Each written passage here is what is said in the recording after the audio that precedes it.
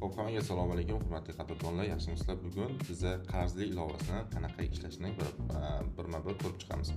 Xo'p, birinchi navbatda ushbu ekraningizda ko'rib turgan narsalar bu tizimga kirish. Bu yerda biz tomonimizdan berilgan tashkilot uchun berilgan login parol orqali kiriladi. Menda hozir demo akkauntim bor, ya'ni test uchun akkauntim bor.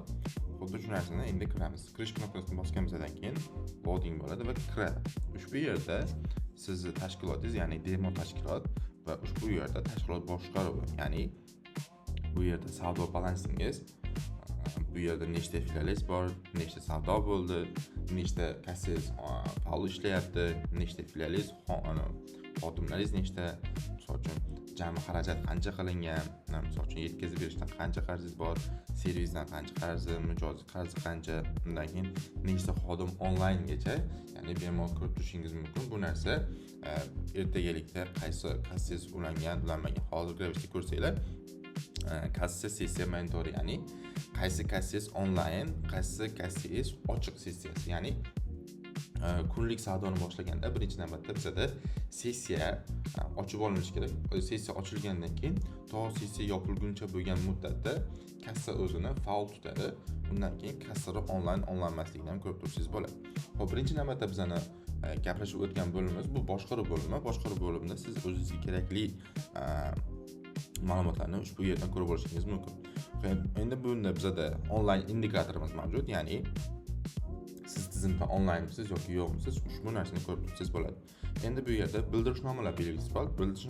Bildirishnomani bosganingizda ushbu yerda kam qolgan mahsulotni sizga ogohlantiradi, ya'ni bu narsa ham siz uchun, ham omborchingiz uchun kerak bo'ladi, ham filialdagi sotuvchingiz uchun ham kerak bo'ladi. U o'zi avtomatik miqdori nolga yaqinlashayotgan mahsulotlarni analiz qilib chiqadi va sizga bildirishnoma shaklida jo'natadi. Endi bu yerda agar qachonki bildirishnomada kassadagi tafovut paydo bo'ladigan bo'lsa, bu yerda ham bildirishnoma beradi. Ushbu yerda siz endi ombor bo'limiga kirishingiz mumkin. Ombor bo'limida ushbu ko'plab funksiyalar yaratilgan. Xo'p, omborda mahsulotlar, qoldiq, harakatlar, hujjatlar, reviziya, inventarizatsiya tarixi, filiallardan so'rovlar. Ya'ni endi siz bemalol, misol uchun filial va ombor orasida hech qanaqa telefonlarsiz yoki hech qanaqa xabarlarsiz bemalol tranzaksiya, ya'ni harakatlar amalga oshirishingiz mumkin. Misol uchun siz bemalol filialdan turib omborda nechta shuncha mahsulot borligini yoki yo'qligini bemalol turib xohlaysiz o'sha narsaga buyurtma berib tasdiqlab olishingiz mumkin. Hozir bu narsani video davomida bitta-bitta ko'rib boramiz. Xo'p, ushbu bizada omborga kirim qilishda bizada turlar ko'p. Xohlasangiz kirim battinni, ya'ni knopkasini bosgan orqali ushbu yerdan tanlashingiz mumkin. Misol uchun ombor, misol uchun siz filialga kirim qilyapsizmi yoki omborga? Hozirgi navbatda bizada ombor.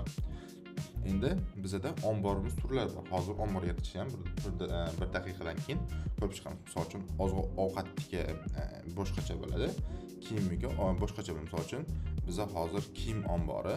Ushbu kiyim omborida endilikda siz misol uchun Zara brendiga tegishli bo'lgan turli xil rangdagi va o'lchamlardagi mahsulotlaringizni bittada kirgizib borsangiz bo'ladi. O'sha narsa uchun u alohida bo'lim yaratib beradi. Ushbu yerda siz yetkazib beruvchini ham tanlashingiz mumkin va mahsulotlarni kategoriyalashingiz ham mumkin. Ya'ni misol uchun oddiy kiyim misoliga aytadigan bo'lsak, men Zara brendini yozgi kiyish kiyimlarini hozir prixod qilaman, ya'ni dasturga kirgizaman. O'sha paytda siz mavsumini ham tanlashingiz mumkin. Misol uchun mavsumi yozgi kategoriyasi yosh bolalarniki yoki salqinsuv nimadirlar. Shu narsa faqat sizga tegishli bo'lganlar kelib chiqadi. Endi agardalikda misol uchun siz bu yoqqa barkod yoki QR kodni skaner qilganda uni barkodi kelib chiqadi. O'sha barkod avval omborda bor bo'ladigan bo'lsa avtomatik ravishda to'lib qoladi. Agar yo'q bo'ladigan bo'lsa, bu sizga yangi mahsulot yaratish imkoniyatini beradi. Endi bizada pachka bilan sotish bor. Misol uchun bizada ko'proq insonlar bor. Ular optimga yoki pachkaga boshqa narxlarda ishlash mumkin. Misol uchun menda pachkam bor. Misol uchun tovarlarni pachkadan sota olaman. Xo'p, pachka birligi pachkada, to'g'rimi? Endi pachkaning ichida nechta mahsulot bo'ladi? misol uchun 15 ta bo'ladigan bo'lsa 15 bosaman. Keyin pachkani men necha puldan sotaman? Bu narsa donaga ta'sir qilmaydi. Bu narsa kelasi sotuv oynasida ko'rganimizda bu narsa bizga kerak bo'ladi. Xo'p, bu narsa pachkani ko'rdik. Pachkani necha puldan sotmoqchimiz? Agar misol uchun pachkani biz 15 mingdan sotadigan bo'lsangiz, bu avtomatik ravishda misol uchun 150 mingdan yozdim. Endi tavsiya qilyapti. Sen 150 mingdan bo'ladigan bo'lsa, ichida 15 ta bor. Sen donasini 15 mingdan 10 mingdan sotishing mumkin. Agar donaga qo'yish qiladigan bo'lsangiz, bu avtomatik yangi sotish narxini qilib qo'yadi. Agar bu narsa yo'q, men pachkada arzonroq sotaman, lekin donavaga qimmatroq sotaman deyilgan bo'lsangiz, misol uchun bemalol 12 ming so'm deb ham yozib qo'yishingiz mumkin. Bu yerda siz kirim narxini ham yozib qo'yishingiz kerak, sababi ertaga sizni foydangiz, zararingizni qanchaligini hisoblab berishga kerak bo'ladi. Xuddi shu shaklda agar kiyim-kechak variantlari ko'p bo'ladigan bo'lsa, variant qo'shish deb bosganingizda ko'proq variantlarga kirib ketaveradi. Xo'p, buni biz tozalab tashlaymiz. Undan keyin ko'pincha bu narsa oziq-ovqatlar uchun kerak bo'ladi. Misol uchun, yaroqlilik muddati. Yaroqlilik muddati nima uchun kerak? Yaroqlilik muddati misol uchun ertaga reviziyaga inventarizatsiya qilayotganda o'sha mahsulot sizga o'sha zararga, ya'ni xarajat hisoblanganda sizga ko'rsatib beradi, qaysi mahsulotlarning muddati o'tgan, qaysining muddati o'tmagan. O'sha narsani oyi oxirida yoki qanchadir muddatdan keyin reviziya qiladigan bo'lsiz, bu narsa haqida sizga bildirishnoma beradi reviziya qilayotgan bo'limda. Xo'p, endi birinchi navbatda biz qanaqa qilib ombor yaratishni ko'rib chiqamiz. Bu yerda yaratish, ya'ni ombor belgisi bor. Yaratish belgisini bosganimizdan keyin mana ombor turi, ombor nomi, undan keyin bizda kiyim-kechak bilan ovqat turi bor. Misol uchun test ovqat omborda bu yerga ko'ramiz, oziq-ovqat ombori. Bo'ldi. Ombor limit tugagan. Ha, bu yerda aytish kerak bo'lgan narsa bu bizning limitlarimiz. Misol uchun siz bizaga yozilgandan yoki bog'langandan keyin siz nechtagacha filial, nechtagacha ombor ochishingizni bizga aytib qo'yishingiz kerak. Biz unga qaragan holatda biz sizga limit ajratib beramiz. Hozirgi paytda mana demo akkauntimda foydalanuvchilar 20 tagacha ruxsat berilgan. Hozirgi paytda onlaynlar yo'q. Filiallar 5 taga ruxsat berilgan, 3 ta qolgan, ya'ni 2 ta allaqachon ochilgan. Omborlarga 2 ta berilgan, 2 tasi ham ochilgan. Endi mahsulot soni bu narsa bizda muammo bo'lmaydi. Keyin bizda shunaqa sozlamalarimiz bor. Chek sozlamalari, barkodni, stillarni o'zgartirishingiz mumkin. Agar ertagalikka soliqqa integratsiya qiladigan desangiz, biz buni qo'llab-quvvatlaymiz, ya'ni soliq bilan integratsiyamiz ham bor. Undan keyin monitoring bo'limi ham bor. Keyin ko'p valyutali, ya'ni ko'p valyutali nima degani? Asosan O'zbekistonda ko'p valyutalikda dollar va so'm prihodlar, sotishlar shundan bo'ladi. Shuning uchun siz agargina single bar, ya'ni bittalik valyutalik organization tanlagan bo'lsangiz, ya'ni tashkilot tanlagan bo'lsangiz, bu sizga faqatgina yo o'zbek so'mida yoki dollarda sotishni tavsiya qiladi. Agar siz multi currency, ya'ni ko'p valyutalik bizning servisimizni tanlaydigan bo'lsangiz, bu sizga ham o'zbek so'mida prihod qilib dollarda yoki dollarda prihod qilib o'zbek so'mida sotishni yordam beradi. Xo'p, endi biz ombor ko'rdik, ombor yaratilgan ekan. Xohlasangiz ombor tahrirlash, ya'ni o'zgartirishingiz ham mumkin. Ushbu yerda bizda ko'p funksiyallarimiz bor. Ya'ni spisak, reviziya, vazvat qilish mumkin, filialdan vazvat qilish mumkin. Misol uchun, qaysi paytda siz tovarlarni noto'g'ri kirgizib qo'yishni sonini qo'lda plyus-minus qilishingiz mumkin. Bu narsani ham belgilangan odamlarga ruxsat berilgan. Ya'ni bu narsani plyus-minusini faqatgina super admin, ya'ni o'sha tashkilot egasi qila oladi xolos. Xo'p, transferlar so'rovi, transfer so'rovi, barkod biriktirish. Endi bu yerda misol uchun siz ertagalikka mahsulotlaringizga barkod yopishtiradigan bo'lsangiz, ushbu belgini bitta bosadigan bo'lsangiz, bu sizga tayyor barkod chiqarib beradi. Misol uchun hozir men printerimni sozlab olaman. Ushbu DNA kod, misol uchun shu barkod bo'yicha tekkiziladigan bo'lsa skanerga ushbu mahsulot bizani bazamizdan olib kelib beradi.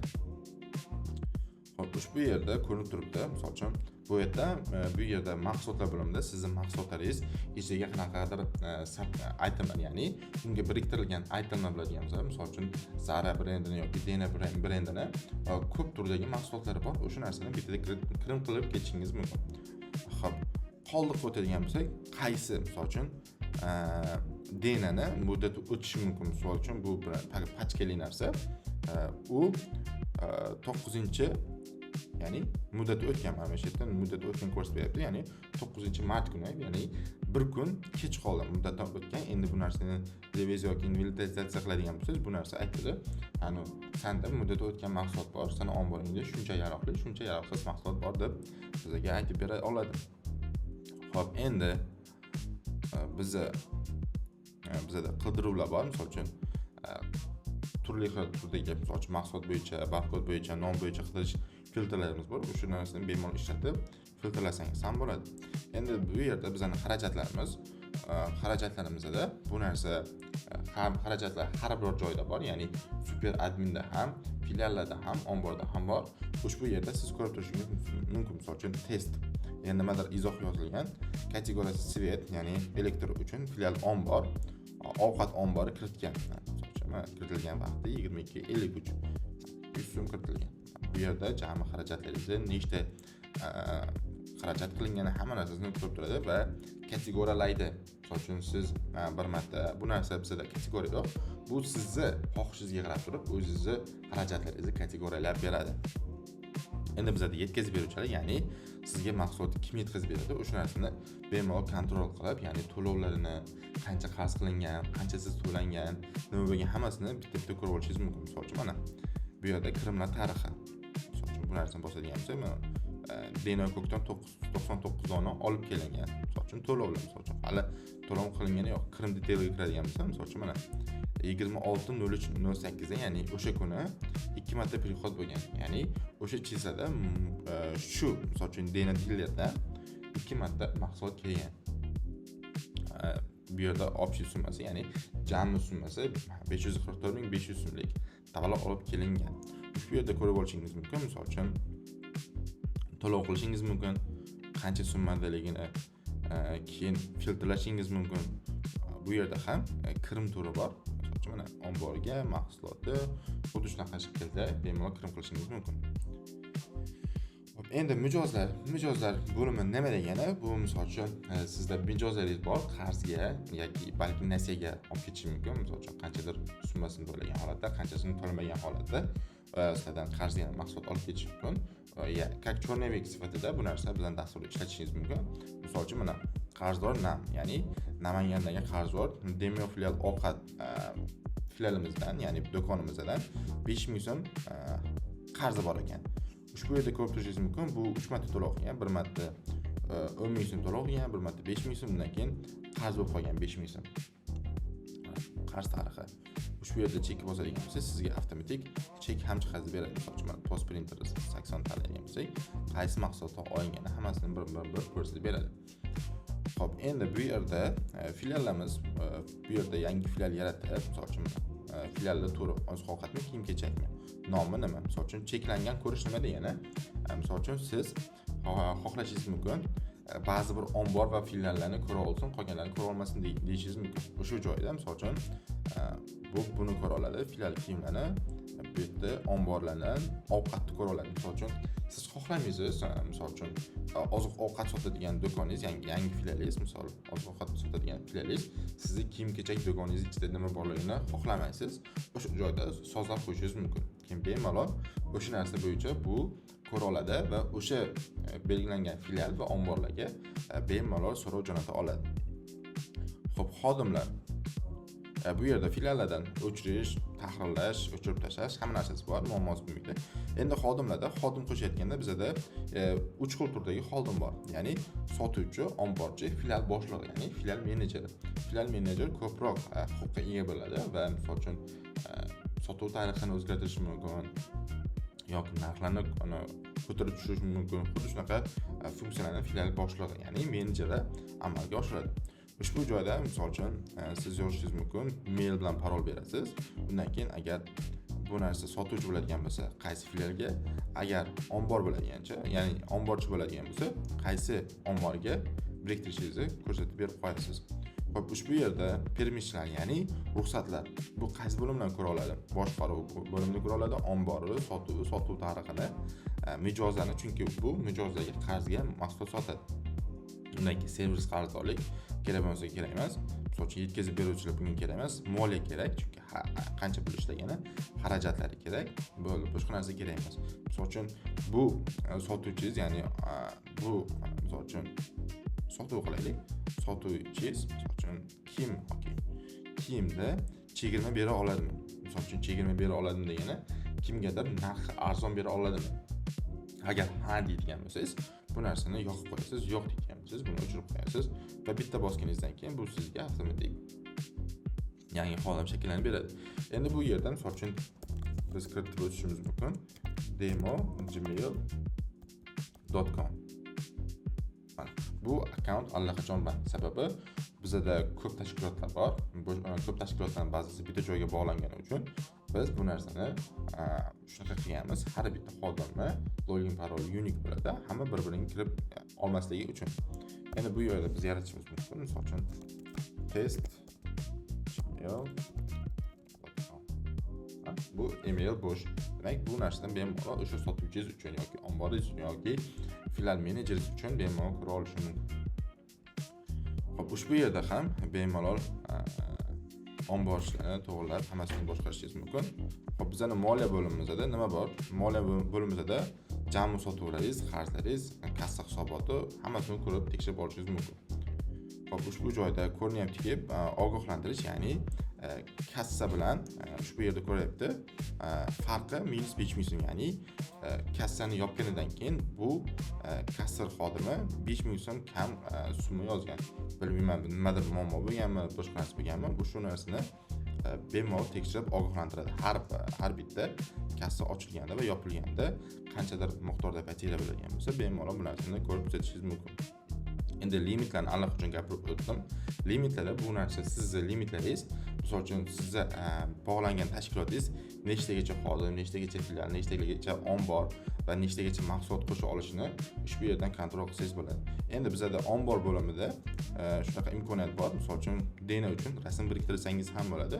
Ushbu joydan qo'shish knopkasini bosgan holatda bemalol rasmingizni tanlab, bemalol qo'shib olishingiz mumkin. Hozir esa bizga kerak emas bu narsa. Xo'p, endi bu yerda sun'iy intellekt rejimi bor. Sun'iy intellektni nima qiladi? Bu sizni belgilangan muddatdagi barcha tranzaksiyalaringizni, sotuv tarixlaringizni, xarajatlaringizni ko'rib turib, bu sizga kelajakdagi ishlaringizni prognoz, ya'ni analiz qilib beradi. Ushbu yerda misol uchun hech qanaqa savdo qilinmagan, faqatgina xarajat qilingan bu narsani kelajakda kamaytirishni tavsiya beradi va eng faol xodimingizni aytib beradi. Qaysi faol xodimingiz juda yaxshi ishlayapti. Misol uchun kimyoda nechta faol filiali bor, nechta kirim bo'lgan, chiqim bo'lgan, hammasini bu sizga dokumentarni ko'rsatib beradi. Endi bu yerda yozishmalar, ya'ni qanaqadir sizda muammo kelib chiqadigan bo'lsa, siz qarzli adminga yozishingiz mumkin. Bemalol o'sha bilan suhbatlashib, nima muammo bo'layotganini bemalol tushuntiradigan bo'lsangiz, qarzlining adminlari sizga bu ishlarni hammasini to'g'rilab berishga harakat qilishadi. Endi bizda sozlama bo'limida bu sizning balansingiz, ya'ni oyma-oy siz qanchadir miqdorda, belgilangan miqdorda to'lab borishingiz kerak. Ushbu yerda biz kunduzgi kechki rejimida, misol uchun kunduzgi kechki rejimdan tanlashingiz mumkin. Misol uchun bizning platformaning tilini, ya'ni o'zbekcha, kirilcha, ya'ni rus tili va ingliz tilidagi versiyalarni ishlatishingiz ham mumkin. Endi bu yerda virtual keyboard degani, siz agarda mana blok ishlatadigan bo'lsangiz, sizda klaviatura sotib olishga ehtiyojingiz bo'lmaydi. Faqatgina shuni yoqib bosadigan bo'lsangiz, bu sizga bu yerda virtual klaviatura yaratib beradi. Xohlagan paytingiz bosib, ushbu virtual klaviaturani ishlatishingiz mumkin. Hozirgi esa bizga kerak emas, chunki biz hozir notebookdamiz. Shuning uchun bu narsani o'chirib qo'yamiz. Endi siz biza qanchadir miqdorda oylik limit beramiz sun'iy intellekt ishlatish uchun, chunki bu narsa ham hammasi limitlangan bo'ladi. Agar qanaqadir limit sotib olmoqchi bo'lsangiz, ya'ni o'zingiz tashkilotingizni sun'iy intellekt orqali analiz qilmoqchi bo'lsangiz, bizadan limitdan oshiradigan bo'lsangiz, bizadan sotib olishingiz mumkin. Endi bu yerda sotuv cheklari, ya'ni mijozga qanaqa turdagi cheklar berasiz, logotip yuklashingiz mumkin. Endi bu narsa hammasi filiallarga bog'langan holatda ketadi. Misol uchun hozirgi ravishda mana sotuv chekiga o'tamiz. Ushbu mana ko'rinyaptiki, qaysi premium ravishdami, bu narsami, boshqami. Misol uchun qaysi bu yerda yozyapti, style qaysi filial uchun. Mana ushbu joyda kiyim degan filial tanlab qo'yaman. O'sha bo'yicha logotip yuklayman. Undan keyin telefon nomeri yozadigan bo'lsam, avtomatik bu yerga yozilib qoladi. Chek oxiridan matni xush kelibsiz degan yozib qo'yadigan bo'lsam, sizni chekingizdan doim shunaqa narsa ko'rinishni boshlaydi. Endi bizada ko'rsatishimiz mumkin logoni ko'rish, telefon ko'rsatish, ushbu narsa, ya'ni bemalol stillarni o'zgartirishingiz mumkin. Endi bizada barkod sozlamalari ham bor.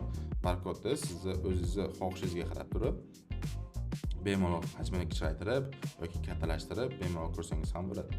Endi agar siz dollar bilan переход qilib O'zbekistonda sotadigan bo'lsangiz, bizda ya'ni dollar kurslarini ham bemalol olib kelishingiz mumkin. Misol uchun Centralbank Bank Uzbekistan, ya'ni O'zbekistondagi banklardan o'zi avtomatik kurslarni olib kelib turadi har kuni. Endi bizda yoqilgan xizmatlaringiz bu narsaga tegolmaysiz. Bu narsa bizning tomonimizdan yoqib berilgan xizmatlarning hammasi bo'ladi. Faol sessiyalar bu sizni huquqingiz, ya'ni o'zingizni cheklovlaringizni ko'rib turishingiz uchun, misol uchun qaysidir payt sizga aytmasdan qaysidir xodim yoki qaysidir qurilma orqali kiriladigan bo'lsa, ushbu joyda ko'rinib turadi. Sizdan boshqa qaysi odam yana o'sha akkauntga kirib ishlatayotgani. Agarda siz qanaqadir shubhali narsa sezadigan bo'lsangiz, bemalol parolingizni almashtirib olishingiz mumkin. Ushbu holatda bizning super adminimiz to'liq tugadi.